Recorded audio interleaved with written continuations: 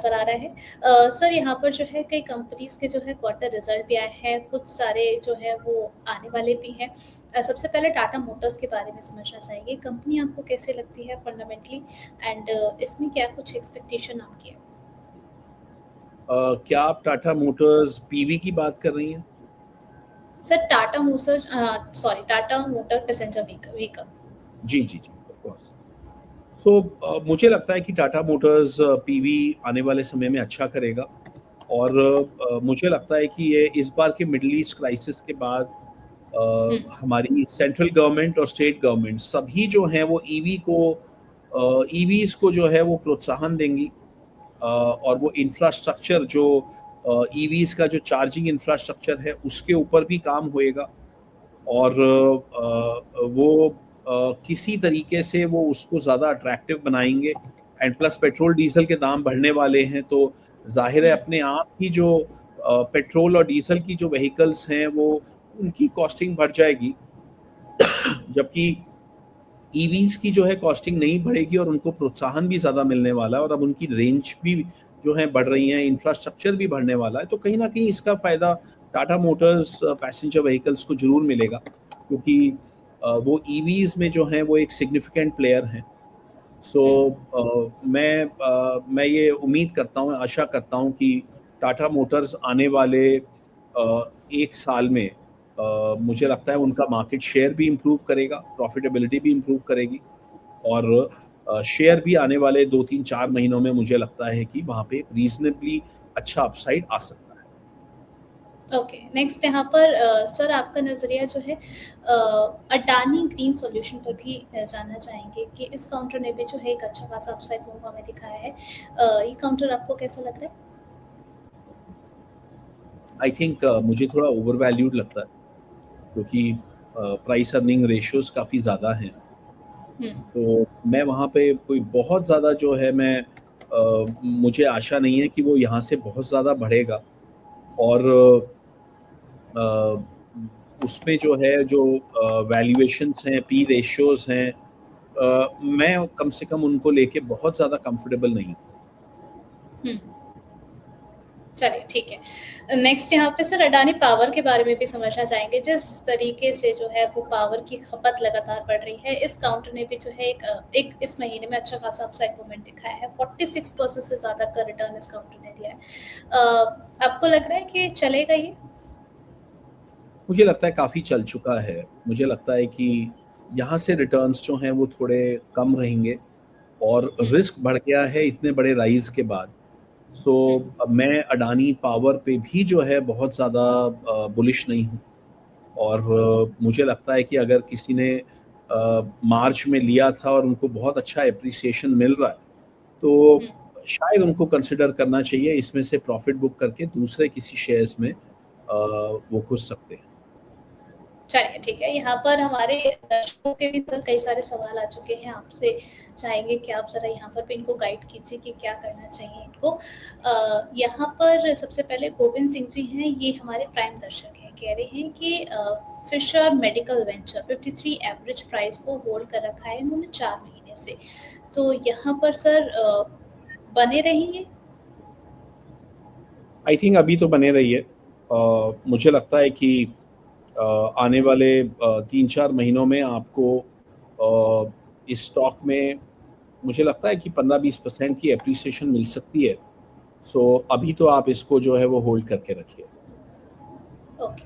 HAL पर जानना चाह रहे हैं, हमारे एक और प्राइम मेंबर हैं, ये पूछ रहे हैं कि यहाँ पर सर सेल कर देना चाहिए फिर होल्ड करें? HL I think with in the defence sector I think एक अच्छा प्ले है। और उनका जो प्राइस अर्निंग रेशियो है वो भी काफ़ी रीजनेबल है कंपेयर टू भारत इलेक्ट्रॉनिक्स और कंपेयर टू कुछ और डिफेंस के स्टॉक्स के। सो हुँ, और इस स्टॉक ने भी पिछले पौने 2 साल में कुछ नहीं किया है, क्योंकि ये अपने ऑल टाइम हाई से काफ़ी डाउन है, जबकि इस बीच में उनकी अर्निंग्स बढ़ी हैं, उनकी ऑर्डर बुक बढ़ी है, उनकी टॉप लाइन भी बढ़ी है। सो मुझे हुँ। लगता है कि एचएएल को होल्ड करना चाहिए, बल्कि यहाँ पे थोड़ा सा एक्यूमुलेट भी कर सकते हैं। तो मुझे लगता है आने वाले समय में हमें प्रॉफिट बुकिंग की एक अच्छे लेवल पे अपॉर्चुनिटी मिलनी चाहिए। ओके, प्रवीण जी हैं, इन्होंने शारदा एनर्जी के बारे में जानना चाहा है शॉर्ट टर्म के लिए। सर 602 पर इन्होंने बाय किया है। अभी अगर हम देखें तो इनकी बाइंग प्राइस से ज़्यादा नीचे तो नहीं आया है, 593 पर आ चुका है। अभी भी अगर हम देख रहे हैं तो 1.5% की गिरावट है। अभी भी इनको अपनी पोजीशन को होल्ड करना चाहिए या फिर निकलने का मौके देखें? नहीं, आई थिंक अभी होल्ड करना चाहिए। मुझे लगता है डे टू डे आप मूवमेंट देख के बहुत ज़्यादा आप जो है वो उसको ना उससे कंसर्न होइए।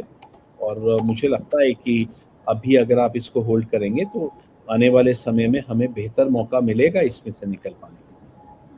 ओके, एक और सवाल ले लेते हैं सिद्धार्थ शर्मा जी का। कह रहे हैं डिक्सन टेक्नोलॉजीज, इनकी बाइंग प्राइस सर 12,600 की है, तो यहाँ पर क्या इनको भी होल्ड करके चलना चाहिए क्योंकि 11,306 पर आ चुका है, ऑलरेडी अपने हाई से काफ़ी नीचे आ चुका है। सर पहले भी हमने शायद इस चीज़ को जो डिस्कस किया है कि ब्रोकरेजेस भी जो जी, है वो जी, जी। काफ़ी ज़्यादा बुलिश साउंड नहीं कर रही है। क्या नज़रिया रहेगा आपका? देखिए डिक्सन टेक्नोलॉजी मुझे लगता है कि एक शेयर अच्छा है, मगर उसका प्राइस अर्निंग रेशियो अभी भी काफ़ी ज़्यादा है। सो हुँ, मुझे लगता है कि फ़िलहाल तो हमें डिक्सन को होल्ड करना चाहिए। बट मुझे लगता है कि अगर ये 13,000 के करीब का रेट मिलता है आने वाले 2 महीनों में, जिसकी की संभावना है क्योंकि कंपनी बहुत अच्छा कर रही है, इट्स जस्ट दैट कि बहुत महँगी है। तो मुझे लगता है कि अगर वहाँ पे जाता है तो उनको एक बार प्रॉफ़िट बुक कर लेना चाहिए और फिर दोबारा नीचे आने पे ही लेना चाहिए क्योंकि देखिए कंपनी बहुत अच्छी है, परफ़ॉर्मेंस बहुत अच्छा है, ग्रोथ बहुत अच्छी है, प्रॉफ़िटेबिलिटी भी अच्छी बढ़ रही है। मगर ये मार्केट जो है बहुत ज़्यादा महँगे स्टॉक्स को खरीदने की या रखने के लिए मुझे लगता है उपयुक्त नहीं है। कहीं न कहीं इस मार्केट में वैल्यू को जो है वो ज़्यादा तवज्जो मिलेगी और पिछले 1 साल में भी ऐसा हुआ है कि डिक्सन जो 17,000 रुपया के करीब वो चला गया था, वो नीचे में हमने जी। देखा किस तरीके से नीचे कोलैप्स कर गया। तो कहीं न कहीं हुँ।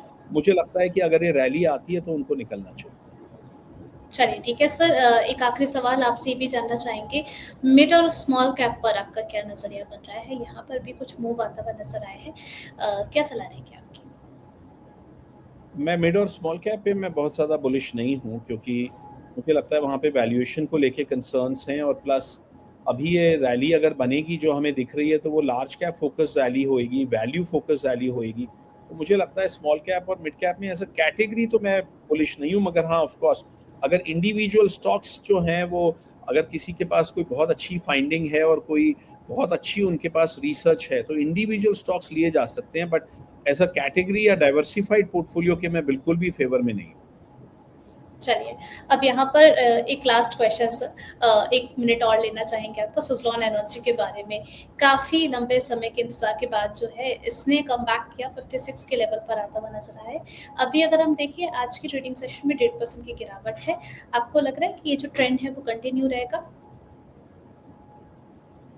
मैं सुज़लॉन को लेके बहुत ज़्यादा मैं आशावान नहीं हूँ क्योंकि सुज़लॉन जो है ये इसका अगर हम पास्ट में देखते हैं ट्रेंड तो इसमें लंपी मूव्स आती हैं ऊपर की और फिर बहुत टाइम के लिए स्टॉक जो है साइडवेज हो जाता है। तो मुझे लगता हुँ। है कि जो बेस्ट जो सोलर विंड एनर्जी में जो की वजह से जो भी ये रेवोल्यूशन चल रहा है उसके वजह से जो बहुत बेहतर जो उनको फ़ायदा मिलना था वो मिल चुका है। तो कहीं न कहीं हमें सुज़लॉन से निकल के हमें दूसरे स्टॉक्स की तरफ नज़र करनी चाहिए। चलिए ठीक है, यहाँ पर अब पोलिंग क्वेश्चन भी देखना चाहेंगे। सवाल था कि कौन-सा सेक्टर सबसे ज़्यादा स्ट्रॉन्ग दिख रहा है, बैंकिंग, फाइनेंशियल सर्विसेज़, ऑटो या फिर renewable energy? 38% voting renewable energy की तरफ है, 28% वोटिंग जो है बैंकिंग की तरफ है, 17% वोटिंग जो है वो फाइनेंशियल और ऑटो की तरफ लोगों ने दी है। अमित सर आपसे समझना चाहेंगे, सबसे ज़्यादा स्ट्रॉन्ग सेक्टर आप किसे देख रहे हैं?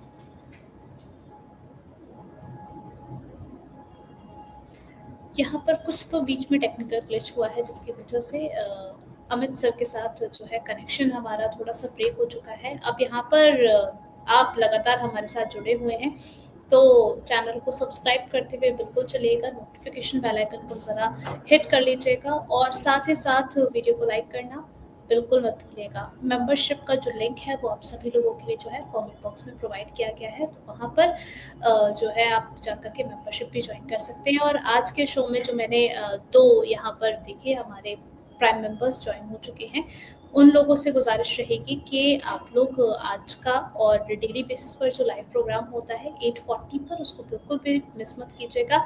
अगर भूलने की आदत है तो नोटिफ़िकेशन को बिल्कुल आप ऑन करके रखिएगा। चलिए, यहाँ पर अब चलते हैं वाइंड अप की तरफ। तो बहुत-बहुत शुक्रिया जितने भी व्यूअर्स हमें देख रहे थे, और अब आपसे मुलाकात होगी